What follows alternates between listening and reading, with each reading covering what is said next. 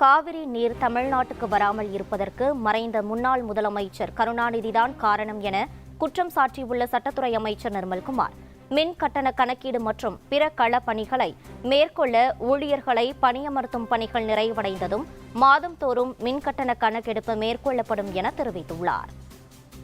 நமக்கு தண்ணி கொடுக்கக்கூடாதுன்றதுல கர்நாடகா 100-200 வருஷமா தரவா இருக்காங்க. அவங்க நமக்கு தண்ணி கொடுக்கக்கூடாதுன்றதுல நம்ம அதில் முன்னாடி இருந்த காலகட்டங்களில் திமுக காலகட்டங்களில் நமக்கு வலுவான ஹோல்டு இருந்துச்சு. அந்த அக்ரிமெண்ட் 50 வருஷம் அக்ரிமெண்ட் மெட்ராஸ் ராஜதானிக்கும் கர்நாடகாவுக்கும் இருந்த மைசூருக்கும் இருந்த அக்ரிமெண்ட், அந்த அக்ரிமெண்ட்டை நம்ம மிஸ் பண்ணிட்டோம். அந்த 50 வருஷம் அக்ரிமெண்ட்டை 1974 மிஸ் பண்ணிட்டோம். அப்போவே நம்ம வந்து ட்ரிபுனல் மூலியமாக சிறப்பாக, ஏன்னா ட்ரிபுனலில் 1998 அண்ணன் திரு துரைமுருகன் அவர்லாம் நிறைய பேசினார். ஆனால் இதை பற்றி பேசவே இல்லை. அவர் 98 வந்து இந்த சிரத்தை இருந்துச்சு. அதாவது இந்த இப்போ நம்ம கொடுக்குற 3500 கண்ணாடி கொடுக்குறோம்னு சொல்லியிருக்காங்க. இதை ஏற்றுக்கொள்ளாமல் கர்நாடகா இருந்துச்சுனால் அந்த அணையின் இதை வந்து ஆப்ரேஷனை ஆணையமே கைப்பற்றி அவர்களே வந்து அதை திறந்து விடும் நடவடிக்கை எடுக்கணும்னு சொல்லி அப்போ இருந்துச்சு. அப்போ கருணாநிதி அவர்கள் எடுத்து விட்டார். ஸோ இது மாதிரி நிறைய விஷயங்கள் அவர் செய்த தவறுகளில் நம்ம இருக்கிற ஒரே தீர்வு உச்சநீதிமன்றம் மட்டும்தான். இந்த 10,000 ரீஅசஸ்மெண்ட்ல 50 தான் வந்து ரீடிங் மிஸ் மேட்ச் இருக்கு.